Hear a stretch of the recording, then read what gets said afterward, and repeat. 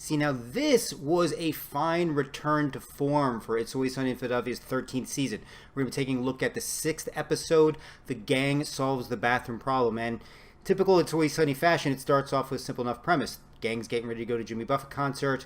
What could go wrong? Well, Mac walks out of the women's bathroom, and then it just goes from there. Interestingly enough, this is actually one of my favorite episodes I've seen last couple of seasons because it is so layered, and you may be thinking to yourself, well, how layered can an episode of It's Always Sunny in Philadelphia be? In the span of, I'd say, about 26, 27 minutes, I mean, right off the bat, we've covered the wide spectrum of people's prejudices and stereotypes and everything like that based on gender, sexual orientation, religion, everything and anything under the sun, from including abortion rights. And I think that's what was most fascinating about this episode is on the basic level, it ends with the concept that no matter how different we are, we're all embraced by commonalities. And one of those commonalities being that everybody poops. It's like a really big, longer version of the kid's book. The way they really encapsulated at the end, I appreciated this idea about animal shithouse. That's essentially what we are. We're all animals, all with different variations, and we all need a house that we can shit in.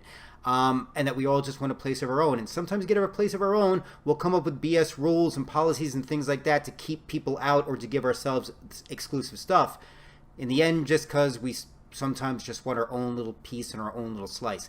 The other thing that I was thinking about too was it's two other things that came up as I was getting ready for this review. One, step back and from a broader standpoint, the episode actually covers a pretty good, decent history of, for lack of a better phrase, the social rights and movements in this country. I mean, starting with the Founding Fathers, they talk about issues of sexism, religion, abortion, sexual orientation, gay, straight, and bisexual issues, to the minority and segregation issues.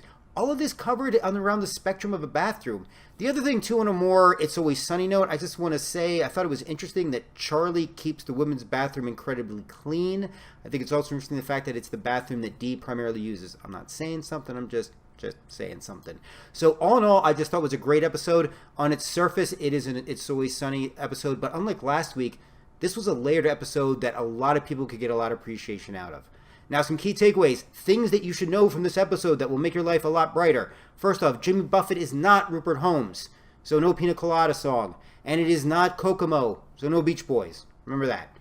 Mac and Dee, I'm digging this whole brother-sister playfulness that's been going on. I think you see it amongst everyone in the group, but I think you've really been seeing it between Mac and Dee. If I said Dennis, let me make sure I said that. Between Mac and Dee, I've really been appreciating that. And even in the beginning, I was just like, oh, again, there was a playfulness that I'm really enjoying from them. Charlie needs to cross-dress to poop. Way to just roll that out about the characters. And I like that about this show. Show is doing this thing where they just roll out interesting aspects of the characters and they just keep rolling with it. They don't make it a very special episode or anything like that. It's just like, hey, we're 13 seasons in, we're going to start giving you some more nuances and some more specifics about the characters you've been loving for so many years.